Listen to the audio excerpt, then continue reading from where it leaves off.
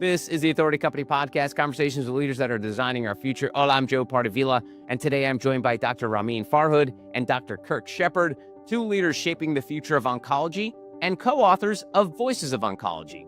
Together, they co-founded MAPS, the Medical Affairs Professional Society, a global community advancing the role of medical professionals in life sciences. In their book, Voices of Oncology, they highlight how science, culture, and collaboration are redefining cancer treatment. And through OVN, they continue to build a global platform for innovation and shared progress. Dr. Farhood, welcome to the show. How are you? Very well, thank you. Awesome. And Dr. Shepard, welcome to the podcast as well. Thank you very much, Joe. So, Dr. Shepard, I'll start with you and talk about sort of the idea for the book and sort of like the gap that you guys sort of get into, this gap in oncology drug development. Was that essentially the motivation for this? It was. In fact, Ramin and I lived the theme of the book together. We've been partners in drug development for probably around 10 years, I think, Ramin. And in the beginning, we realized that we were divided into silos. Everybody was learning and approaching drug development from their own discipline or silos. And that's within industry. Then you go outside of industry, you have academians, you have patients, patient advocacy. The gap was even bigger as far as the communication. So we realized something had to be done. In fact, even at that time, we started a little group called what we call the Silo Busters, and we're trying to get people to talk more and to work together more. The company I went to later, we had an educational program, and the part that they wanted the most about was to learn more about their partners. How can I be a better partner? How can we work better together? So we've lived this theme for 10 years or so and wanted to do something to improve it. It has been 10 years, and I think it's maybe more, even 12 or 13, Kirk. I mean, one of the things that we immediately start realizing was that each function brings in their own expertise, their own experience, and that expertise and experience forms their perspective, which is incredibly important, right? In order for that function to be successful in what they do, and in order to really realize the full success, we have to work together. We had to make sure that we understand each other's perspective, and not just knowing about it, but also going a little bit deeper and understanding what each other's perspective is. And based on that perspective, being able to also help us to do a better job in what we do in our own function. And this was definitely something that I wouldn't say it was 100% missing, depending on the team that you were working with, but it was definitely had a lot of potential to be optimized. Wow. And Dr. Shepard, I mean, you guys are both, you're in the medical field, but you're also business people. So when it gets to business, we talk about success. How do you define success for Voices of Oncology? Is it collaboration, more outcomes, something else? Did you have a definition from the jump of what success looked like?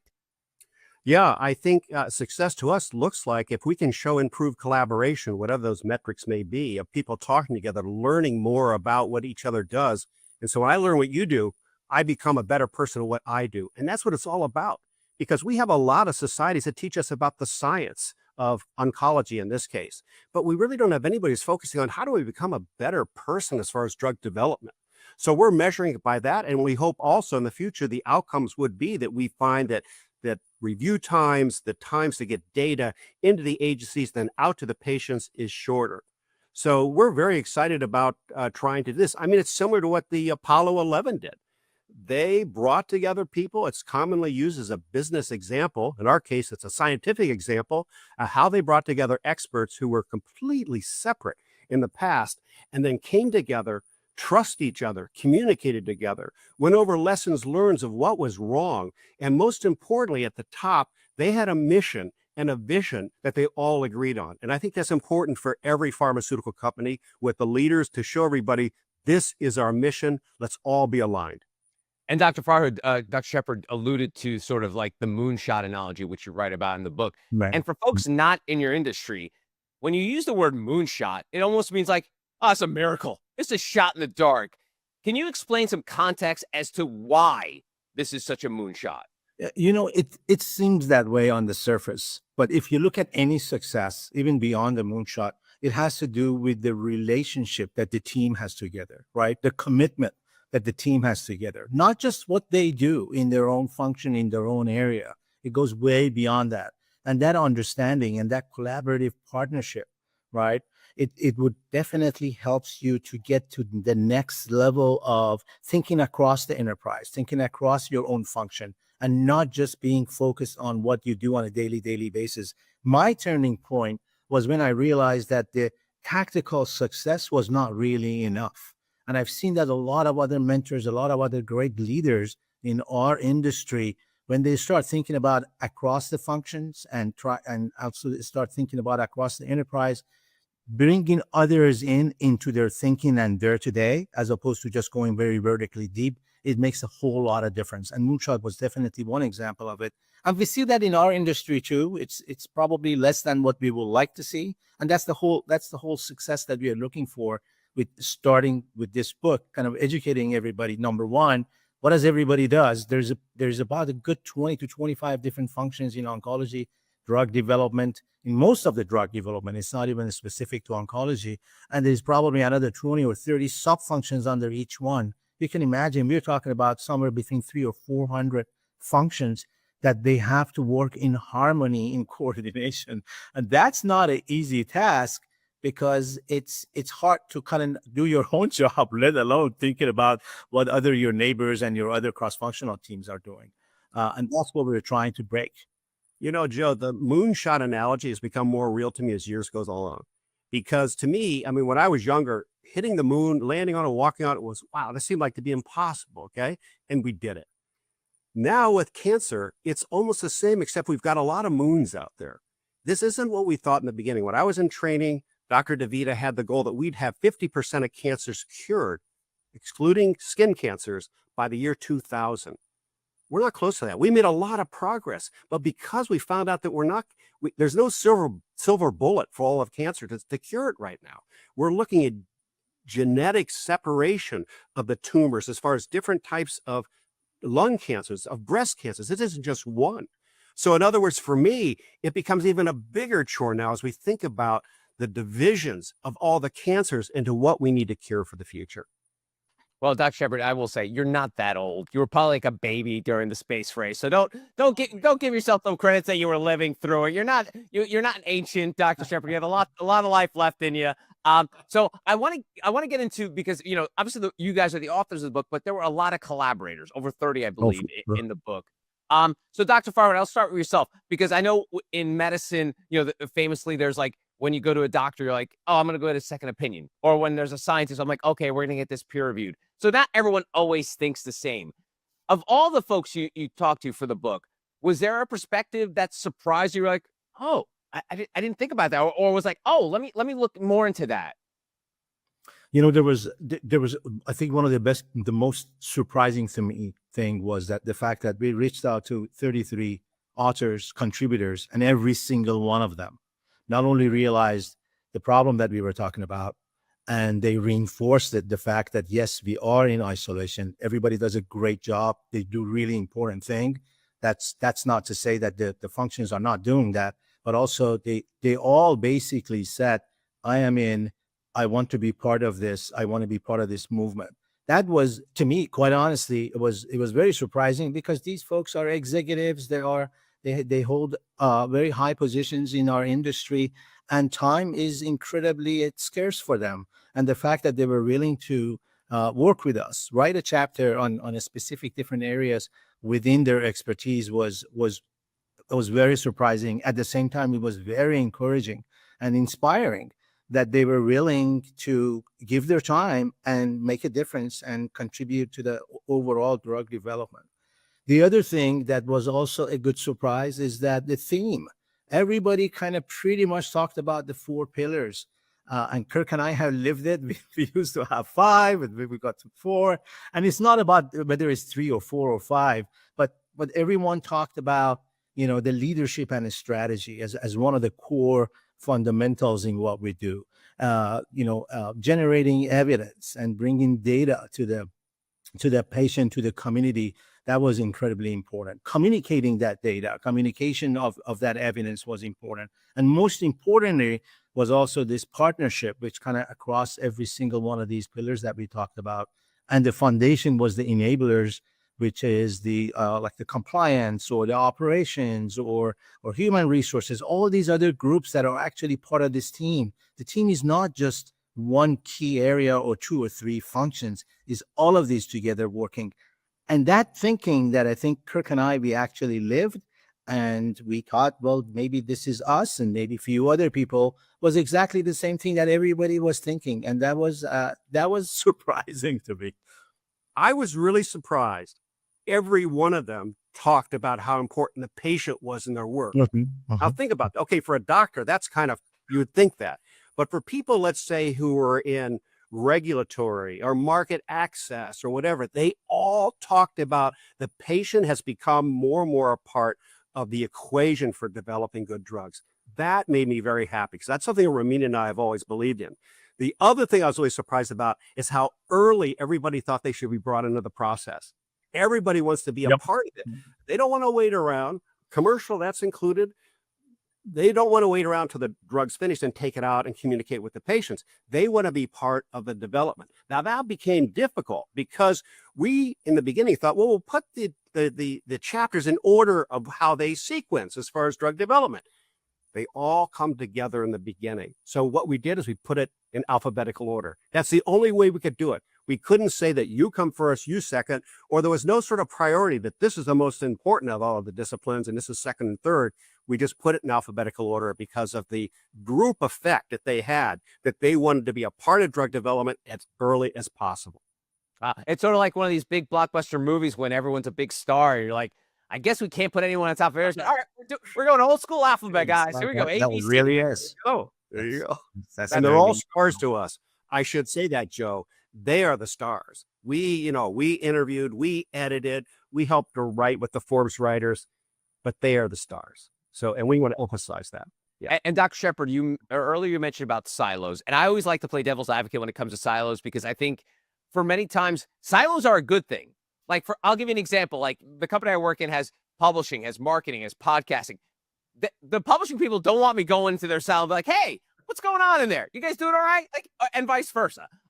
So I think there has been sort of this theme that like all silos are bad, but I understand what you're saying about your silo busting. So tell me about like, so I was telling you some of the good things about being a silo. Like, you know, people, you could black out the noise in a silo, but what are some of the damaging parts of this kind of silo thinking?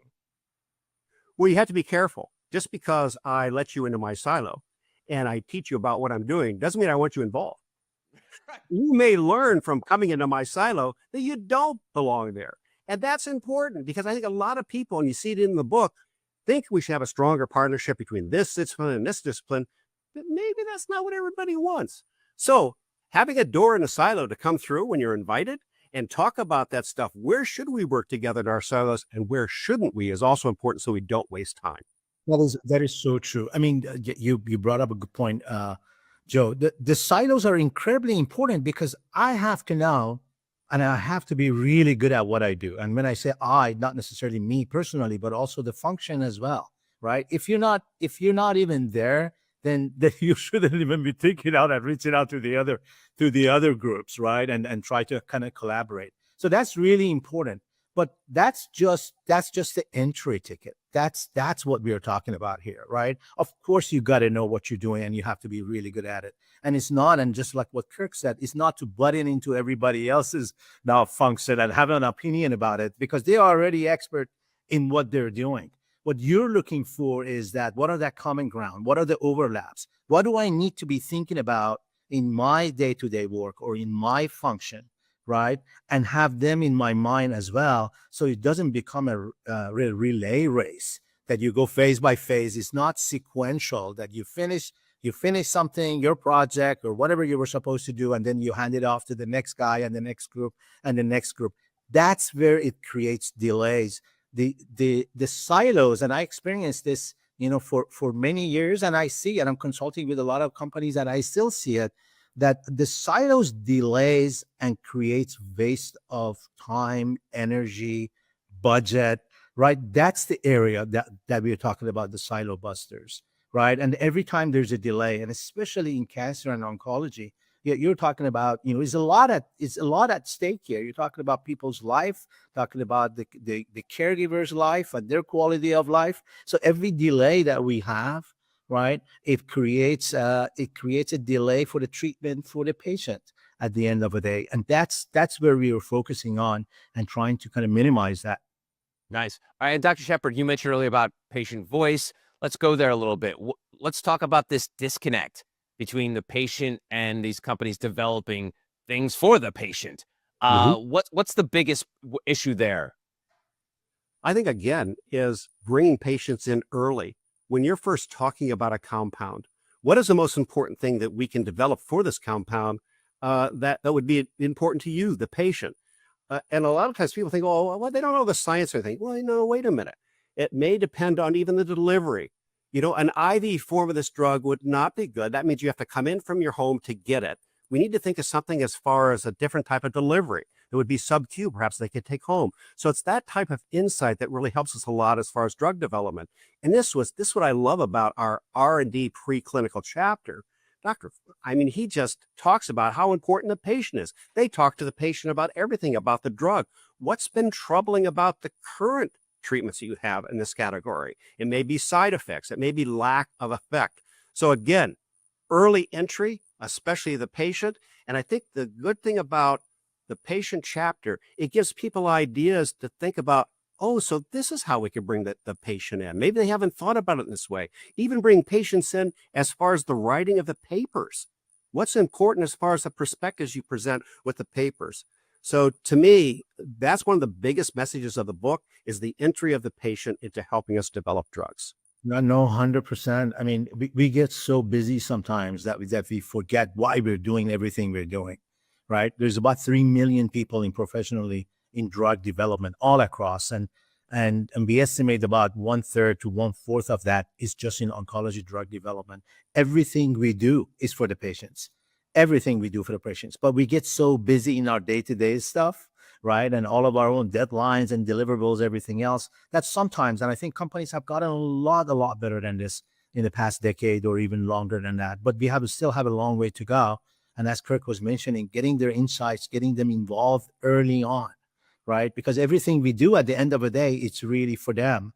And that insights that they have, they are actually going through what it is that we want to treat. And that makes a whole lot of difference. And you see drug over drug that the companies that are bringing patients and have a voice in the patient early on, very, very early on, are the companies that have the most successful compounds. And it gives it really directions. And believe it or not, the patients are incredibly smart and they're very scientifically savvy, right? Especially these days, there's so much information out there, right? Good and bad, but they're smart enough, especially with the support of advocacy groups. There's so many different filters that they go through that they get the information and they know what they're talking about.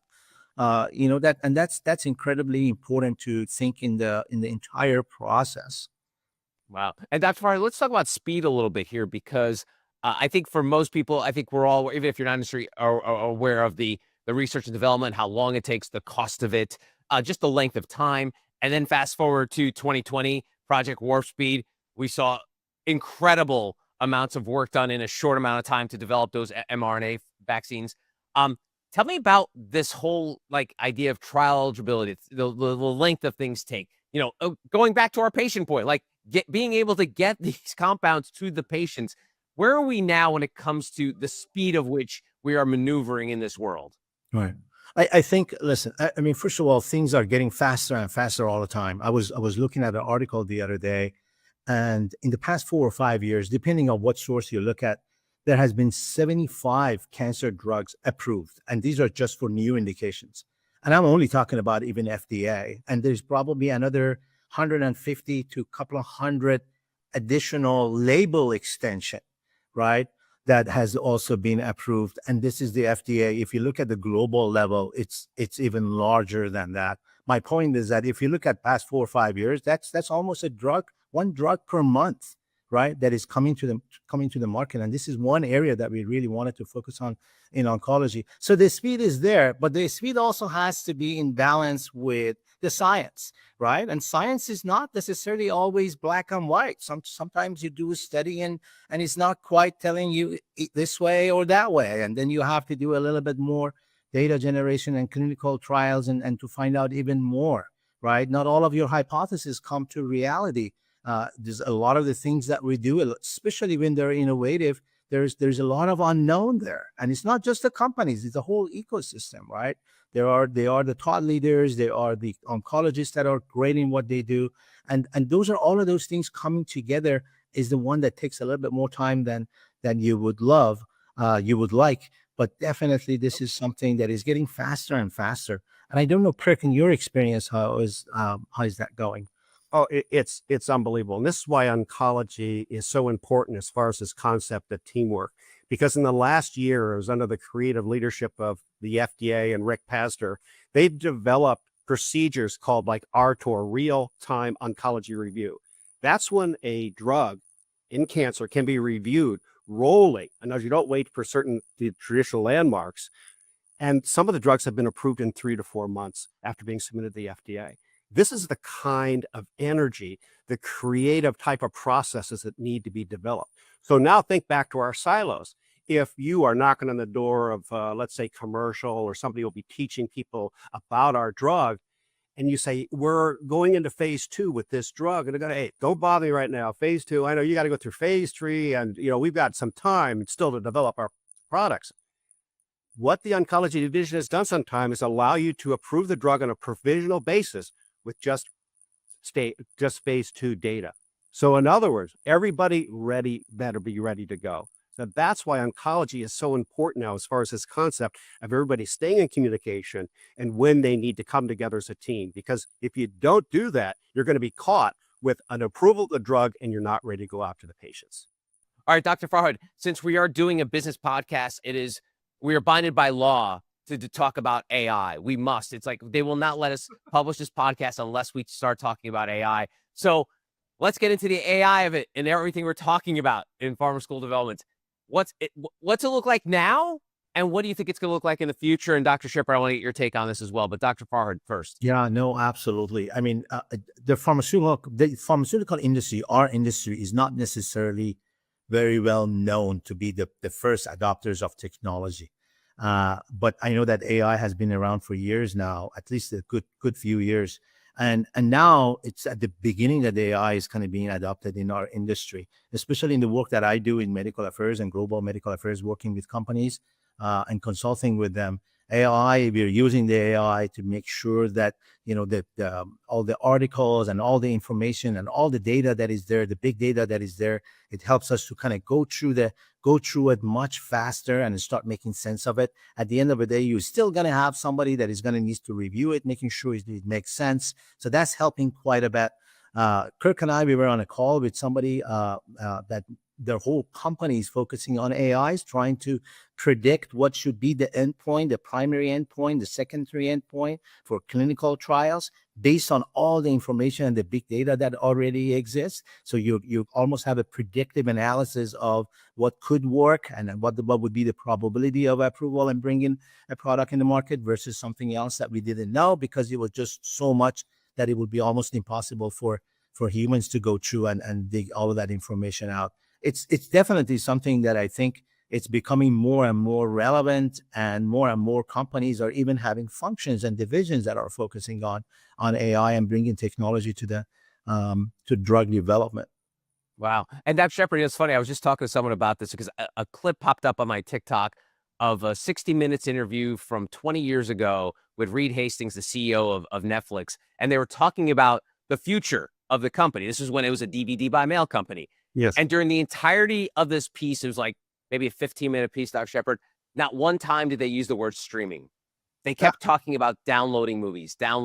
Wow. That was literally like a dozen times. Wow. So now, as we know, streaming is ubiquitous. Dr. Shepard, a guy as old as you, who's been around since the early 60s, knows what streaming is. And I feel with AI, and I think Dr. Farhood kind of like with this earlier, is like, we don't know what AI really will be. Like we know it can do these things, but we don't know what its end game is going to be. Do you have any idea in terms of the end game when it comes to your industry? Well, I can only say, and this comes so fast in the past few years, maybe just 3 or 4 years ago, there were pharmaceutical companies who disallowed using AI. It was not allowed to be used. And because they were unsure how it worked, did it reach into files that are confidential, pull them out, bring them out for the public to see? And we had certain country companies saying you can't use it. That's come so far now, because now, my feeling is, I think Ramin feels the same way, AI will affect every discipline that we talk about in the book. I don't know one that will not use AI in some way, whether it's just creative writing, whether it's looking at data. Just all the way from R&D, we now have descriptions of companies that have described and gotten approval for molecules that have been developed by AI, taking all the data together.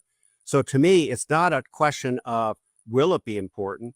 It's got to be now that people need to be working on this. And I think people feel a little overwhelmed by that, because how do you put your arms around all of this?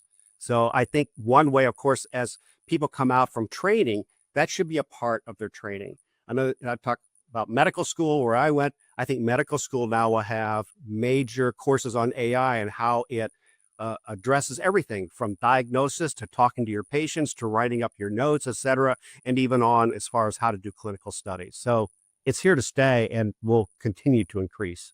And the ultimate AI optimist, usually in the argument, like the argument to the AI is going to end the world and it's going to be Terminator 2 Judgment Day. Then the other camp is like, no. AI is going to be the one that cures cancer, finds a cure for diseases we have not been able to cure. Are you guys as optimistic about that? Dr. Farhood, I'll start with you. Are you guys optimistic that it could lead to that? I do. I personally do. I think I look at AI just like what Kirk was talking about as a tool. It's a tool that is going to help us to go through the data that is already existed for maybe thousands and thousands, if not hundreds of thousands of patients, or hundreds of thousands of articles and the data that has already been published. And if we use that tool correctly, right, with making sure that there is also a human that actually can make sense from it, right, it will definitely be in a position that it will take us to the next level. But that's my personal opinion, that it's definitely has a really great advantage in everywhere, but especially also in science as well. All right, let's keep the optimism going, Dr. Shepard. Let's look ahead. What makes you optimistic about oncology drug development as it moves now? Yeah, obviously you're optimistic, or you guys wouldn't have written this book, but like what in terms of just like the ephemeral stuff, like the stuff we don't see in text, like what makes you optimistic about the future of development in your industry? Well, for me, recently in the past maybe 10 years, it's been the expansion of the mechanisms we're looking at to tackle cancer. So you look at major drugs like the IOs, the ICIs, et cetera, they're affecting the cancer from immunotherapy type of treatment. So to me, there's expansion now as far as the different ways of shooting at the target, which I think are really, really important. And I think there's more of a coming together of people working together. You see a lot of partnerships as far as people coming together to develop the cancer cures. So I'm really optimistic. I think for a while we were on a plateau with chemotherapy, more traditional chemotherapy than the targeted therapy. But now I think it's really starting to open up again. And the recognition that we have, as I mentioned before, ways of identifying the subgroups of cancer that we can successfully treat those without perhaps treating the rest of the cancer, that we at least have treatments for that type of cancer. Nice. Dr. Farhood, let's keep the optimism train rolling. What are you feeling about it? I was reading something to the fact that there are over 2,200 companies that they are in some stage of either clinical discovery or preclinical studies, or they're in a phase 3, and or they have marketed products already in the market. If you would have go back in 20 years from now or 15 years from now, I didn't look up what it was years ago, but 2,000 companies focusing on treatment, cure, for one therapeutic area. We're not talking about 100 different therapeutic area. It's amazing. It's going so fast. It's at a relentless pace if you think about it, with the new therapies and the mechanisms that emerge faster than almost any other field. And I think that's amazing for the patients. Awesome. The book is Voices of Oncology, Fostering a Collaborative Community of Experts to Accelerate Cancer Cures. Dr. Shepard, thanks so much for the time. I really appreciate it. Thank you. Dr. Farhood, thank you as well. Thank you very much. And that's going to do it for this episode. If you want to find out more information about Dr. Farhood and Dr. Shepard, go to theauthoritycompany.com.